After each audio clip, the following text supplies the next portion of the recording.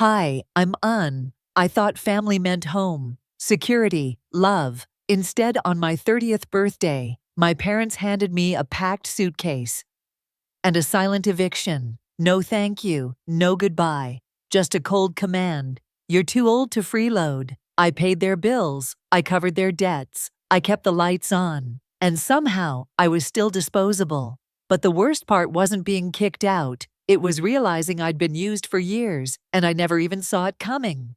And when I finally stood up for myself, they tried to destroy me. Before we dive in, what time are you listening to this? And where are you? Drop a comment below. We'd love to hear your story too, because some storms you don't survive, you outgrow them. I pulled into the cracked driveway, the sun already dipping below the horizon, casting the small town of Ridgeway, Ohio in a heavy blue dusk. The air carried that early bite of fall, where the chill sneaks under your jacket collar and makes you fold into yourself. I reached across the passenger seat for the small cake box, the only thing I'd bothered to get for myself today, $20, vanilla frosting. Happy birthday, A, written crookedly in red icing, because I hadn't wanted to correct the tired teenager behind the counter. As I stepped inside, the house felt off. It wasn't that I expected a surprise party or even a half-hearted card. I learned years ago that my parents, Cullen and Vera, had long since abandoned the idea of celebrating anything for me.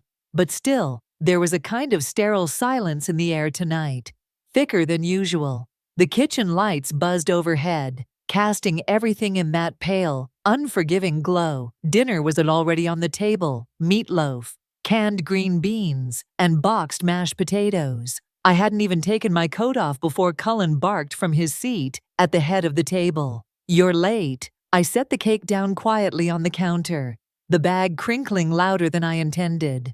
"Worked late? Had to finish up some reports." My voice was flat, measured, no apology. Vera didn't say a word, just fussed with her fork, never looking up. Cullen grunted, pouring himself another inch of whiskey into his chipped glass. I hung my coat on the hook and sat down, feeling the tension spiderweb across the room. Dinner started: knives scraping against plates, the clink of glasses, the occasional forced cough. No happy birthday, no acknowledgement, just the mechanical rhythm of chewing and swallowing. I lifted my fork, pushing a sad clump of potatoes around my plate. I should have known something was coming. Cullen wasn't the type to simmer quietly for long. Halfway through his plate, he slammed his fork down hard enough that Vera jumped in her chair. The sound shot straight up my spine. He leaned back, staring at me like he was seeing something rotten. "You're too old to be freeloading." His voice was cold, rehearsed. "It's time you left." For a second, the words floated in the air, unreal. I blinked at him, then glanced at Vera, hoping for some sort of contradiction, some sign this was a drunken rant. She kept her eyes down, lips pressed together so tightly they looked bloodless. "I pay the internet bill," I said carefully. "The electricity, half the mortgage, groceries." My voice didn't rise, it didn't crack, just facts laid bare on the table between us. Cullen laughed, a short, sharp bark that felt like a slap. "Paying a few bills doesn't buy you a lifetime stay, princess." Princess, the nickname he used to call me when I was little, climbing into his lap with scraped knees and lopsided pigtails. Now it was twisted, weaponized. I swallowed back whatever cracked in my chest. This wasn't a spontaneous outburst. It was planned, pre-decided. They'd waited for today, of all days, to deliver the blow. My birthday wasn't a celebration. It was a deadline. I pushed my plate away. The meatloaf, the cake in the bag, the weight in the room, it all sat in my stomach like a brick. I stood up slowly, feeling their eyes follow me, expecting a scene, maybe tears, begging, some pathetic display that would justify their cruelty. Instead, I nodded, just once, sharp, final. "Got it," I said. Cullen smirked like he'd scored some invisible point. Vera kept her head down, shame pooling in the slumped curve of her shoulders, but not enough to make her speak, not enough to stop me from becoming disposable. I walked toward the stairs, pausing just briefly by the counter, where the cake still sat in its bag. The plastic handle had stretched from the weight, digging into the soft foam of the box. One candle was missing. The stupid little box was probably jostled in the car, but it felt symbolic anyway. One candle missing. One person missing. One family missing. I carried the cake upstairs without looking back. Each step creaked under my feet, loud, accusing, final. I closed my bedroom door behind me and leaned against it, letting the hollow thud echo in my chest. This house was never mine. Maybe it never had been. I sat on the bed for a long moment, staring at the packed bags I had been too afraid to finish over the past few weeks. Part of me had known this was coming. Maybe not today. Maybe not so cruelly. But someday, I thought I had time. I thought I could fix it if I just kept helping. I peeled off my jacket, folded it neatly over the suitcase. My hands were steady, mechanical, not because I wasn't hurt, but because I was done. As I moved around the room, gathering a few essentials, my mind started clicking through logistics, like clockwork. Cancel autopay for the utilities. Transfer my checks to my own account, not the joint one my mother insisted I keep for emergencies. Find a storage unit until I figured out the rest. They didn't just kick me out tonight. They forfeited everything I ever gave without asking for anything in return. Outside my window, the wind picked up, rattling the last stubborn leaves off the maples lining the street. Another reminder that winter was coming fast, and I wouldn't be here when it hit. As I zipped up my suitcase, I caught sight of myself in the mirror. Same brown hair pulled into a loose bun. Same tired green eyes. But something was different. A line had been crossed. A line I couldn't uncross even if I wanted to. I walked back to the bed, sitting down heavily. The cake sat on my nightstand now, looking absurdly small. I hadn't even thought to buy candles. Not that anyone would have been here to sing.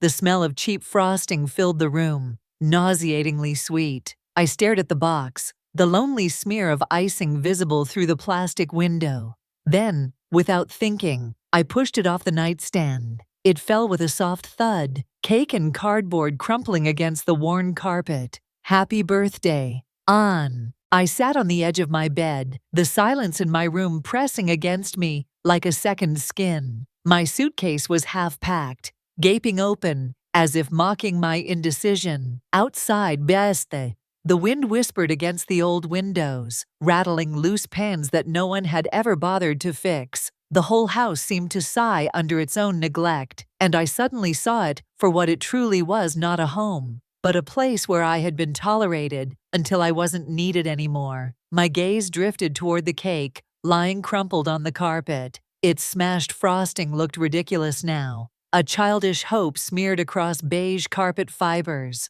I tore my eyes away and stared instead at the dull gray suitcase, the worn handle, slick from years of use. It wasn't just clothes that weighed down its contents. It was years of covering for their failures, patching their broken pieces while mine were left to rot. Memories surged forward like a bitter tide.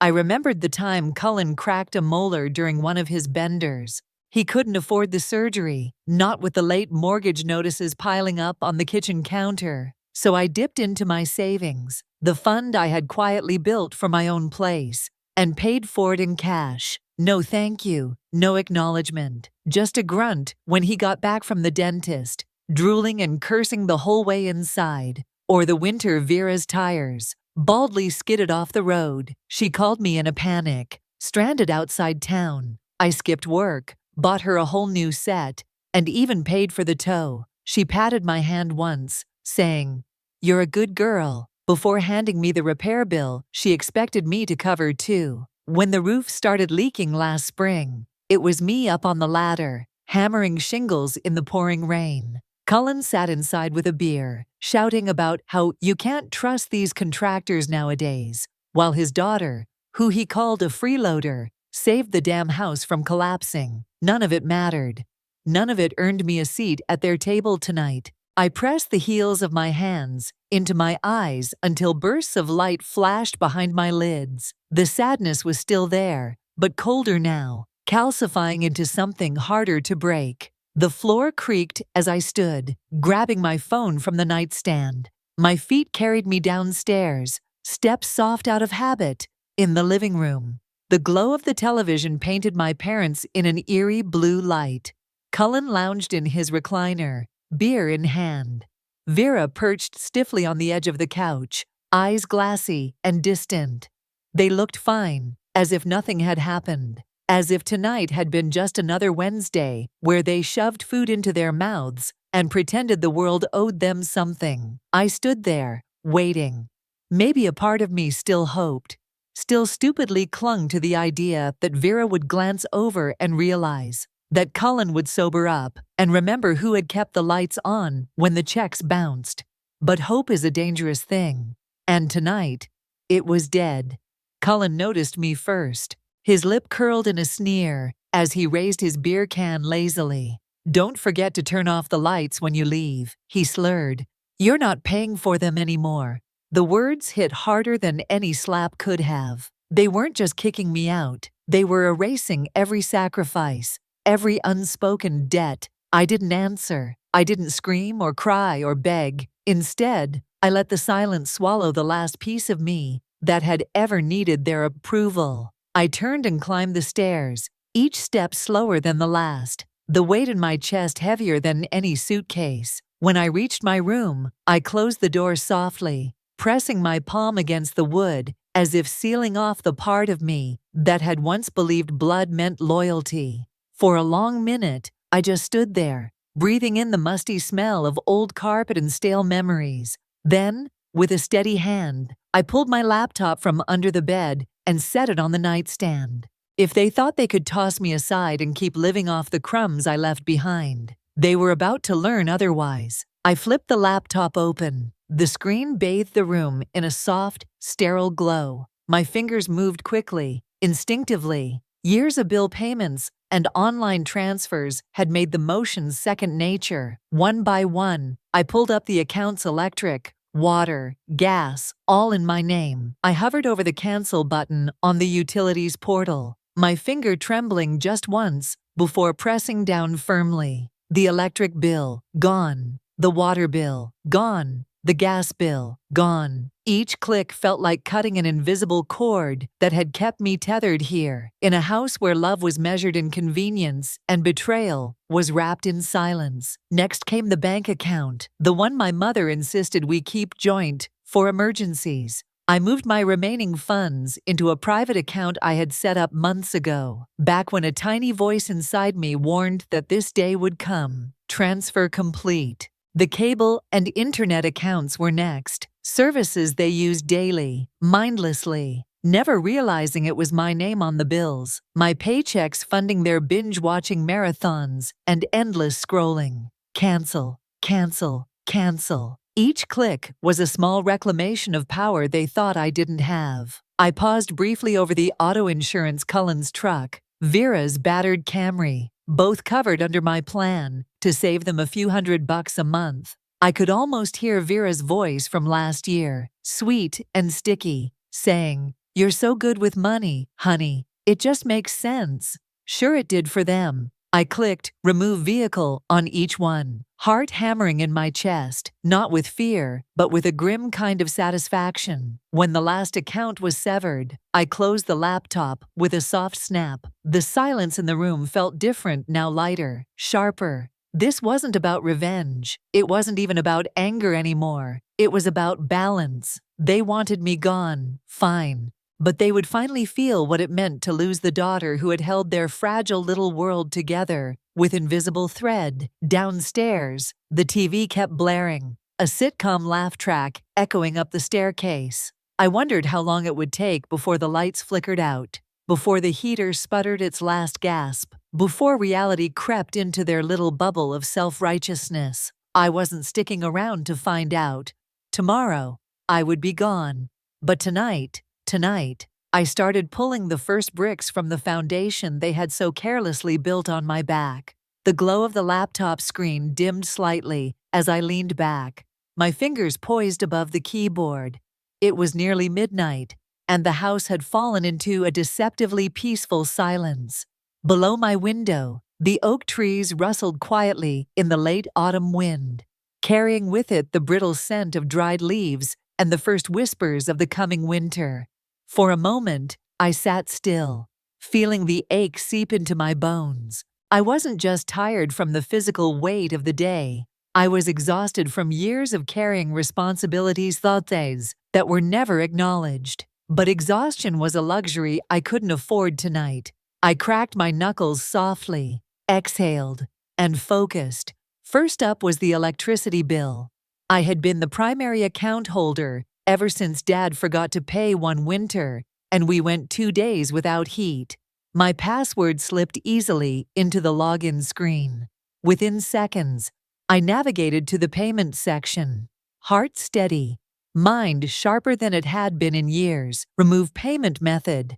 Confirmation flashed across the screen. I clicked submit without hesitation. Next was the water bill. Same story. I canceled the auto pay, deleting my debit information with a grim sort of satisfaction. I wasn't just leaving. I was extracting myself surgically, methodically, from every vein that kept this household alive. Netflix was next. I almost laughed seeing the profile names Dad's, Mom's, even one labeled Family Movie Night a joke. Considering we hadn't had one in nearly a decade. Delete account. Internet service. Gone. Cell phone plan add-ons. Gone. My personal Amazon Prime account. Disconnected from the shared household address. Each click wasn't vengeance. It was survival. It was truth manifesting through action. After an hour, I pushed the laptop slightly aside and pulled out a yellow legal pad from the nightstand drawer. I wrote down everything I had disconnected, everything that would stop operating once the morning sun crawled across the siding of this crumbling house. I needed to see it in ink, the final tally of everything they had taken for granted. As I scribbled the last item, a wave of old, unwanted memories washed over me. Late nights staying at the office 2 extra hours to scrape enough overtime together to cover a surprise heating bill. The vacations I canceled so Vera could replace her alternator. The birthdays I skipped celebrating because there was always something more important they needed from me. I clenched the pen tighter, forcing my hand to steady.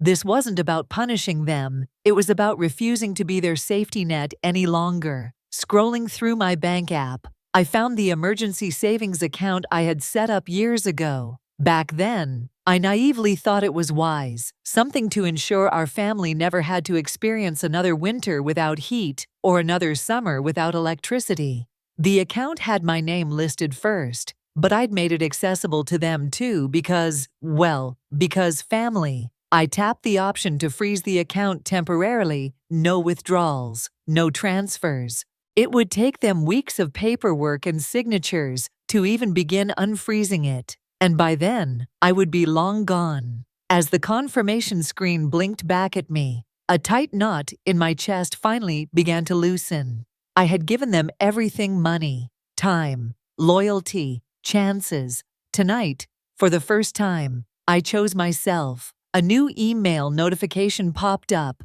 Tyler, my cousin. He had sent a quick message, a meme of a cartoon dog sitting in a burning room, saying, "This is fine, no words, just that." I snorted a humorless laugh. Tyler, for all his faults, always knew when something was wrong. I debated replying but decided against it. I didn't want to drag him into this. He was family by blood, but he wasn't part of this decay. Some bridges needed to burn without witnesses. Instead, I opened a blank email draft, typing out a subject line in mechanical strokes. "You asked me to leave, now, so has my support." I stared at the blinking cursor. My fingers hovered over the send button, heart thudding once, twice, and then I closed the tab. They didn't deserve an explanation. They deserved the silence they had gifted me tonight. The clock on my laptop flicked over to 1:57 a.m. The house creaked and settled,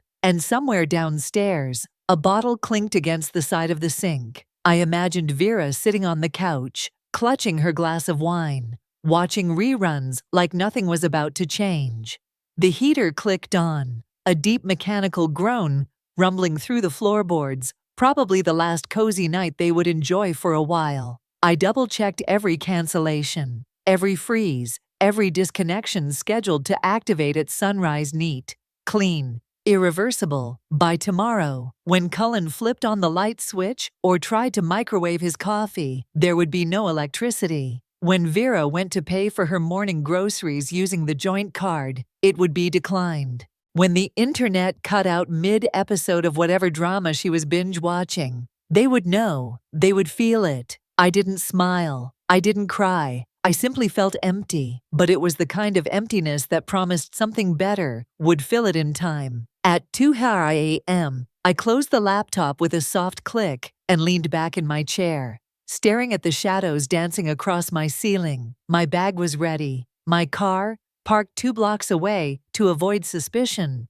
was already packed with essentials. Tomorrow, I would leave this town behind, this crumbling shell of obligation and resentment. Tomorrow, they'd wake up to a life without the daughter they never thought twice about. Morning light barely seeped through the cheap blinds of Nora's apartment when my phone buzzed angrily against the nightstand. Groggy, I pulled the covers tighter around me, hoping irrationally that it was a wrong number. But a glance at the screen shattered that hope. 12 missed calls. Vera. Cullen. A few unfamiliar numbers, probably neighbors or extended family. I didn't listen to the voicemails right away. I just stared at the list, feeling a complicated knot of emotions tighten in my chest. A twinge of guilt tried to surface. I shoved it down. They made their choice, rolling onto my back. I tapped through Tyler's text first. It was blunt, straight to the point, like he always was. Internet's down. No lights. Dad's furious. Mom crying. I let the phone fall onto the mattress beside me and stared at the cracked ceiling above. It had begun, and I wasn't there to fix it. Not this time. A notification chimed. This time, a voicemail.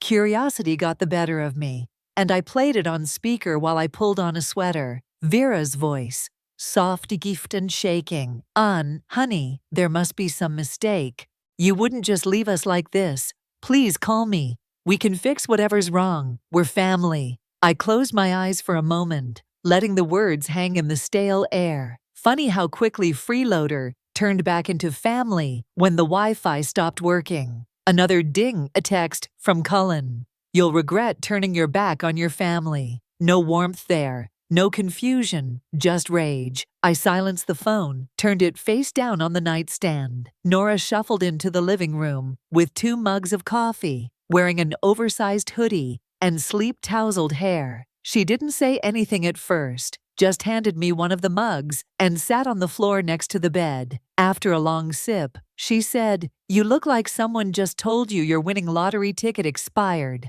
I huffed a humorless laugh. "They're panicking," I said simply. Nora leaned her head against the wall, knees pulled to her chest. "Good," she said, voice calm. "Sometimes it's not betrayal to save yourself. It's survival." We sat there for a while, listening to the faint sounds of a garbage truck rumbling down the street. Later that afternoon, I headed with Nora to a community event at the local church, a simple autumn festival with pies and pumpkins, and booths selling homemade candles, small-town life in all its predictable charm. I stayed near the edges, minding my own business, but it didn't take long for whispers to reach my ears. Cullen was there. He stood near the apple-bobbing booth, voice raised just enough to gather attention. I didn't have to get close to hear him. "My daughter abandoned us," he barked. "After everything we sacrificed for her kids these days, no loyalty, no gratitude." Heads turned. Some nodded sympathetically, but others exchanged skeptical glances. It wasn't the first time Cullen had aired dirty laundry in public, and people remembered things. Nora nudged me gently. "Don't," she murmured. I hadn't realized I had started walking toward him. I stopped, forced myself to breathe. Let him rant. Let him play the victim. I didn't owe them an audience. Instead, I wandered past the booths, letting snippets of conversations drift by. Didn't her daughter pay for their bills for years? Isn't that the one who stayed home to help when the mom got sick? Funny how now she's suddenly the villain. The tide was turning, slowly, like an invisible current pulling away from my parents' control. Cullen and Vera could spin their stories, but real cracks were starting to show. And the town had a long memory. Later that evening, back at Nora's place, I scrolled through updates. Friends had texted me photos of the house the porch lied out, uncollected newspapers piling up, a note that Cullen had gotten into a shouting match with the electric company rep in front of the neighbors.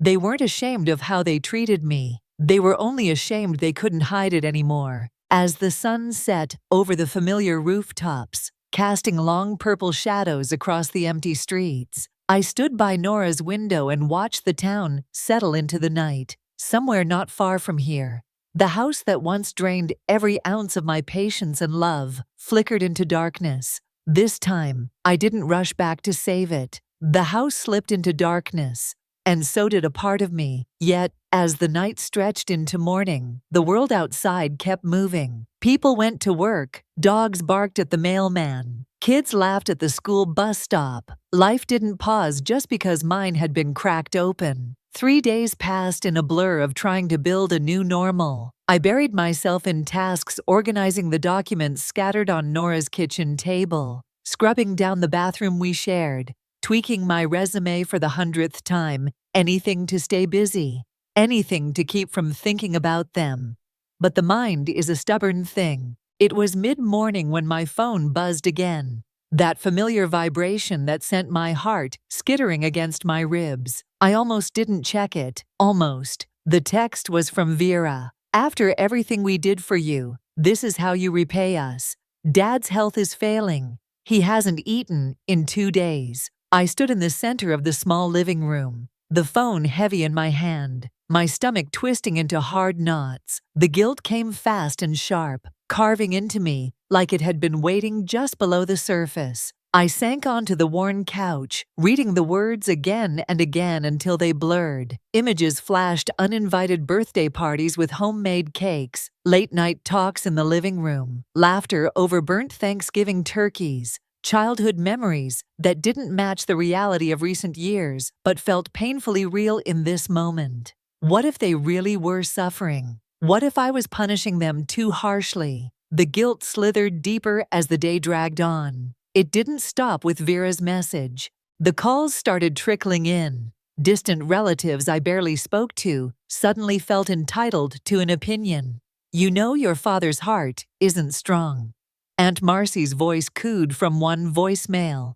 "Families fight, sure, but cutting them off like this, it's cruel. Think about your mother," Uncle Phil's text insisted. "She's fragile. This could kill her." Each message hammered another crack into my resolve. Maybe I was heartless. Maybe I was the villain in this story. Maybe. My phone buzzed again. A text from Tyler. Short, brutal. "Dad told Mom to fake chest pains next if guilt-tripping you doesn't work." I stared at the screen, the weight of that simple sentence knocking the air out of my lungs. So that was the plan. Not mending, not understanding, not accountability, just another con. They didn't miss me. They missed what I could do for them. Numb, I tossed the phone onto the coffee table and curled into myself on the couch. The sun shifted across the floor, tracing slow golden fingers across Nora's second-hand rug. As the hours slipped by, I let the weight of the everything press down, not resisting it this time. The years of bending over backward, the quiet sacrifices, the endless giving, hoping it would be enough to earn a seat at a table that was never truly mine. It wasn't sadness anymore. It was something colder, sharper. I didn't move until Nora came home from her shift at the clinic, her sneakers squeaking slightly on the hardwood. "You okay?" she asked, dropping her bag by the door. I nodded once, slowly, because I finally was. After she disappeared into the kitchen, I reached for my phone. I scrolled through my contacts, one by one: Cullen, Vera, Aunt Marcy, Uncle Phil, every cousin and distant relation who had called to scold but never once called to ask how I was holding up. One by one, I hit delete. I didn't rush. I didn't cry. I simply erased. See, when I was done, I opened my settings and blocked every number tied to that house. That life, that false sense of belonging. It wasn't an act of anger. It was an act of mercy for myself. I placed the phone face down on the table and sat back, breathing deeply for what felt like the first time in years. Tomorrow would come, and with it, new battles. I wasn't naive enough to think cutting them off would end the war. But tonight, I had won a small one. When I put the phone down after blocking every number tied to them, I expected chaos to fall away from my life, like a heavy coat shrugged from my shoulders. Instead, there was only an eerie quiet, as if the world itself were holding its breath. The first few days slipped by uneventfully. I filled my time helping Nora reorganize her apartment, applying for positions in nearby towns, even cooking dinner for us, small acts of reclaiming normalcy. I thought maybe, just maybe, I had outrun the wreckage they'd tried to leave in my heart. Then it started. It was a Thursday morning, just as the fall chill began creeping through the windows. I was sipping weak coffee from one of Nora's chipped mugs when my phone buzzed across the table. At first, I thought it was another job rejection. Instead, it was a message from Carrie, an old co-worker. "Hey, you seen what your dad posted? Curious." I tapped the link. There it was, splattered across the local town's Facebook group like a festering wound. Cullen's words burned into my screen. "Some daughters are raised to be grateful. Some turn into snakes. After everything we sacrificed, our daughter left us sick, starving, abandoned. Pray for us." The post already had over 100 comments. Some offered prayers, others, people I barely knew, hurled judgment like stones. "Ungrateful brat," one read. "Parents give you life, and you spit on them." Another sneered. For a second, my hand shook so hard I almost dropped the phone. Nora glanced over from the kitchen counter, her brows pulling together. "Bad." I could only nod, pressing the phone screen to my chest like it might stop the ache rising in me. By noon, the wildfire had spread. Screenshots flooded my inbox from friends who still cared enough to send warnings, neighbors, distant cousins, even former teachers commenting on how they'd always suspected something was wrong with that girl.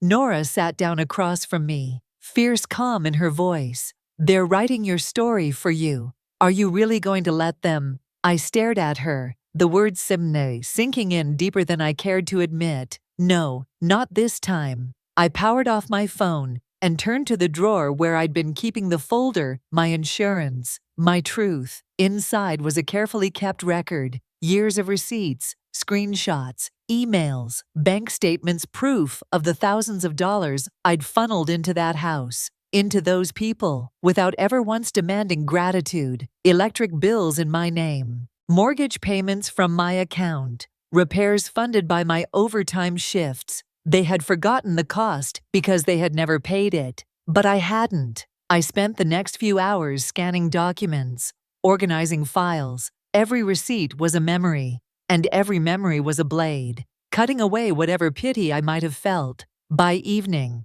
I had built an arsenal, a neat, unassailable fortress of evidence. Nora peeked into the room, her voice low. "You going to post it?" I looked up from the laptop, shaking my head. "Not yet," I said. "Let them talk a little more. Let them show everyone who they really are." Because I knew something Cullen and Vera hadn't counted on. I wasn't rushing into battle with blind anger. I wasn't swinging wildly like a wounded animal. I was patient now, strategic. The small town we lived in thrived on gossip, but it also crumbled fast when truth surfaced.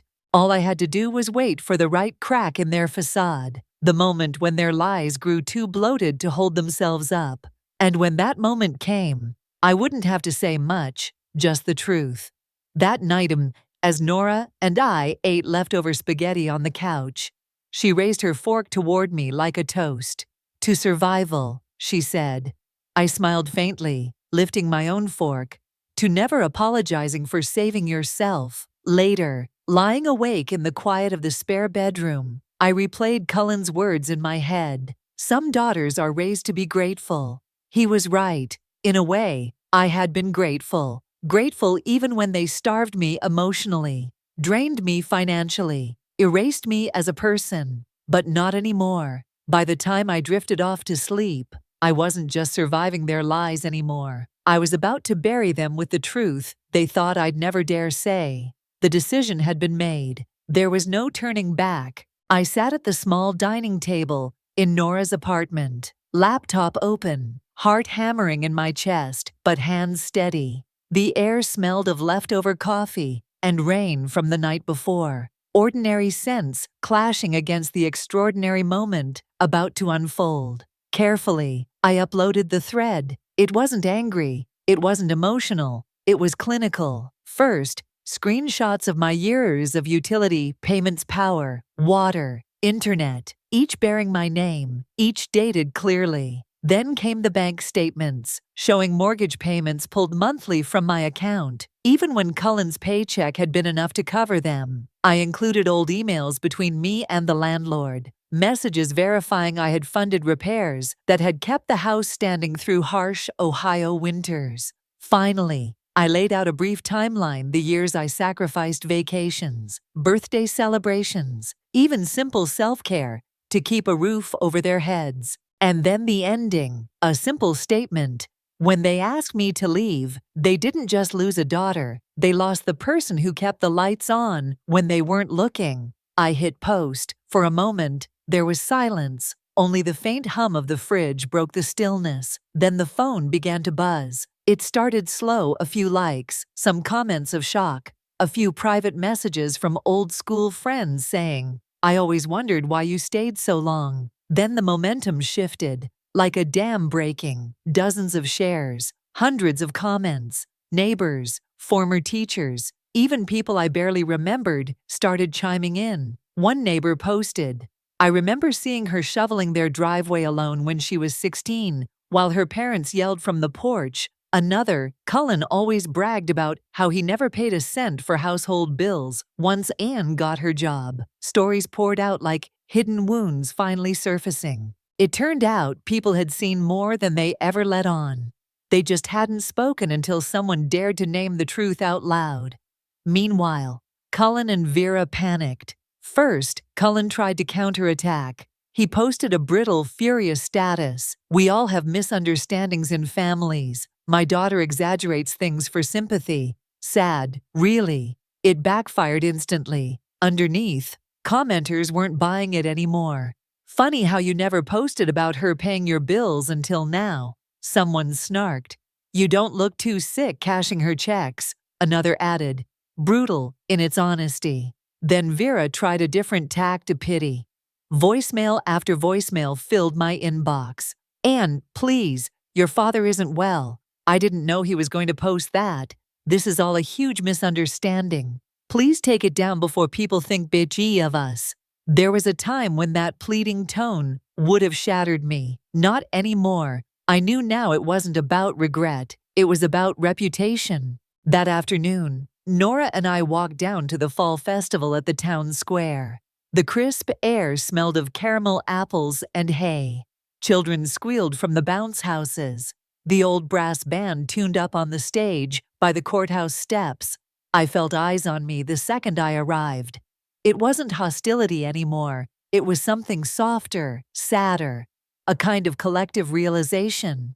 I passed by Mrs. Baumez Langford, my old elementary teacher. She gave me a nod and a small, sad smile. Mr. Collins from the hardware store tipped his cap silently. Finally, as Nora and I neared the pumpkin carving station, a woman I barely knew, one of Vera's old church friends, stepped forward. Her hand was gentle as she touched my shoulder. "You deserved better, sweetheart," she said quietly.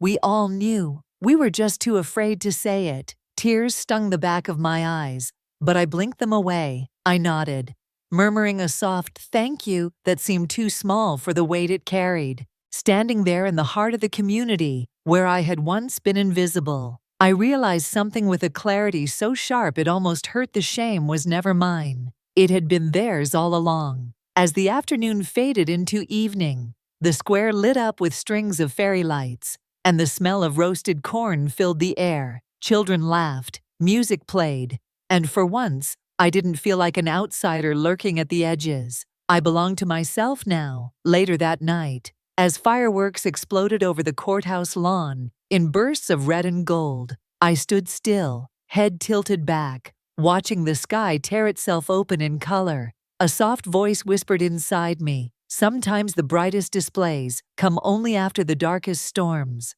And this time I wasn't running from the wreckage, I was rising from it. The smell of burnt leaves drifted through the air as I leaned against the frame of Nora's apartment window, watching the small town settle into another cool autumn evening.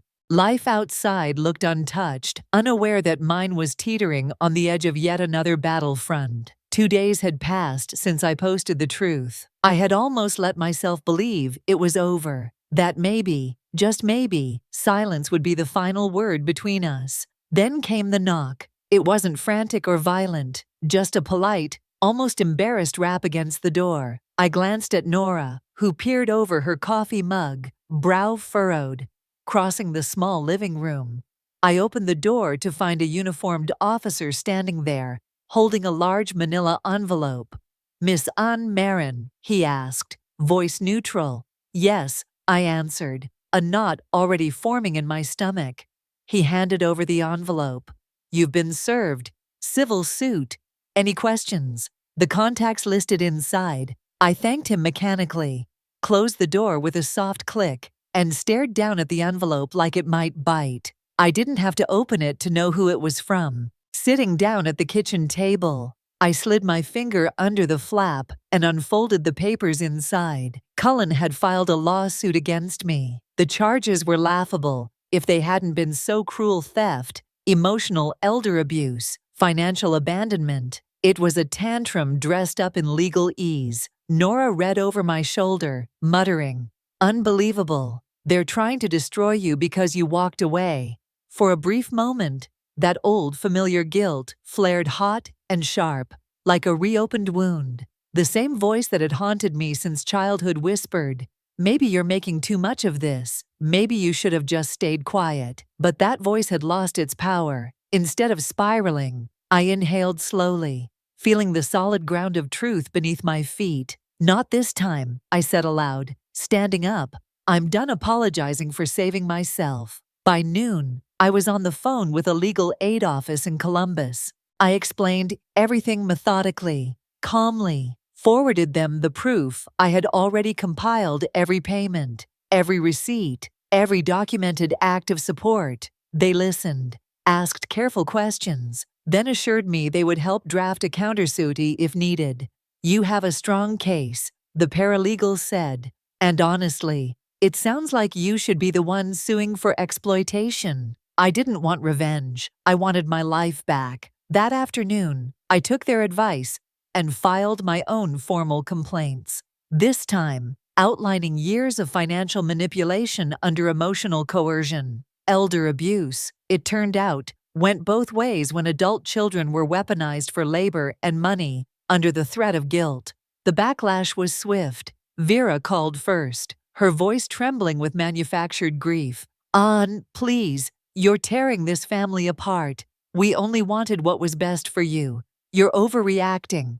You know your father's not well." I didn't respond. An hour later, Cullen's text came in. A final poison dart. "You think you won. Family always gets the last word." I stared at it for a long time, the words blurring slightly as anger and pity warred inside me. Then I opened the small drawer beside my bed. Tucked in the corner, wrapped carefully in a tissue, was the tiny plastic cake topper I'd bought myself on my last birthday. The birthday they had turned into an eviction party. A single candle, a broken memory. I turned it over in my hand, feeling the absurdity of how much hope had once been packed into such a small, meaningless object. "Family isn't who you're born to," I whispered into the quiet room. "It's who treats you like you matters." Sabara. 2 days later, I found myself standing outside the police station, legal papers in my hand, flanked by a volunteer advocate from the aid office. The building was gray and square, no more imposing than a post office, yet the weight of what it represented settled heavy on my shoulders. Inside, Cullen sat rigidly at a battered wooden table, Vera beside him, her hands twisting the strap of her handbag. They looked smaller than I remembered, angrier, weaker. An officer calmly explained that if they pursued the false charges, they could be countersued for defamation and financial abuse charges that could stick with the evidence I held. Cullen's face turned an alarming shade of red. He shoved his chair back, rattling it against the floor. "This is a witch hunt," he snapped at the officer. "She's manipulating everyone." No one responded. Vera crumbled into her seat, sobbing so loudly it echoed off the cinder block walls. I didn't flinch. I didn't speak. I didn't need to. As they stormed out, the officer turned to me and said quietly, "You did the right thing. Don't let anyone tell you otherwise." Outside, the sun was shockingly bright against the cool autumn sky. I stood there for a moment, letting the light soak into my skin. The courthouse looming behind me, the town stretching ahead. The air smelled crisp, alive, like endings and beginnings all tangled together. With every step away from that building, the weight I had carried for decades lifted a little more. No more explaining, no more guilt, no more apologies. As I crossed the parking lot, a gust of wind picked up fallen leaves and sent them swirling around my boots. It was as if the world itself was brushing away the last remnants of a life that no longer belonged to me. The courthouse grew smaller in my rearview mirror as I pulled onto the main road, windows down, letting the crisp fall air wash through the car like a baptism. For the first time in longer than I cared to admit, my heart didn't feel like it was dragging a boulder behind it. No phone vibrating with guilt-laced voicemails. No text demanding apologies I didn't owe. No more pulling myself apart, trying to stitch a family together that had never really included me. I was free.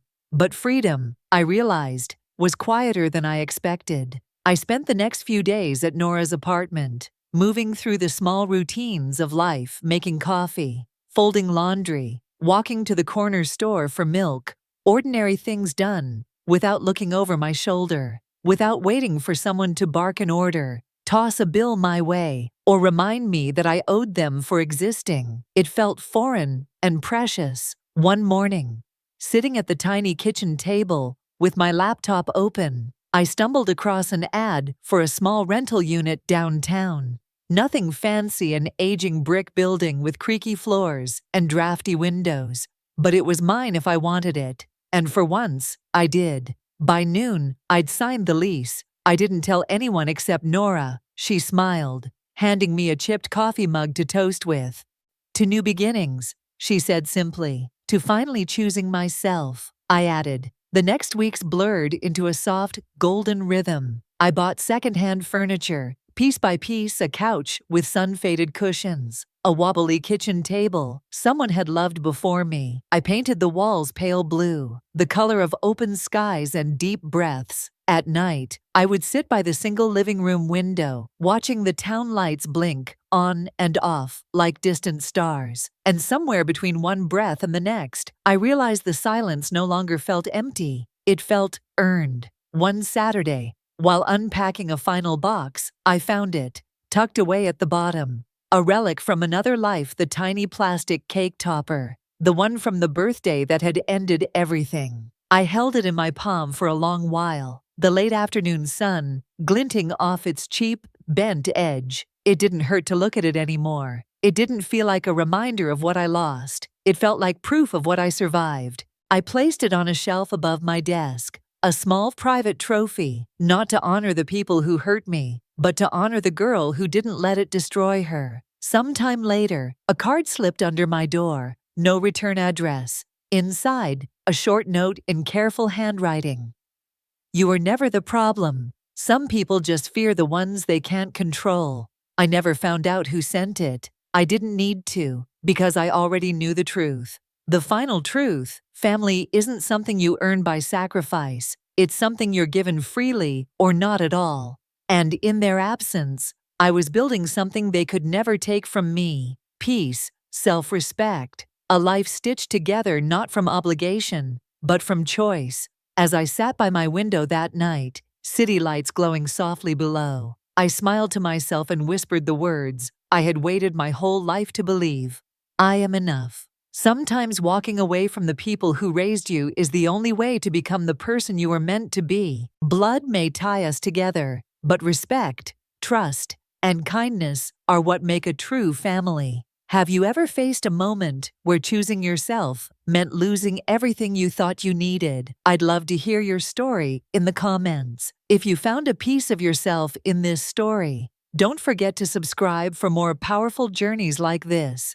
Because here, every story matters. Stay strong, stay true. Family drama doesn't define you, how you rise from it.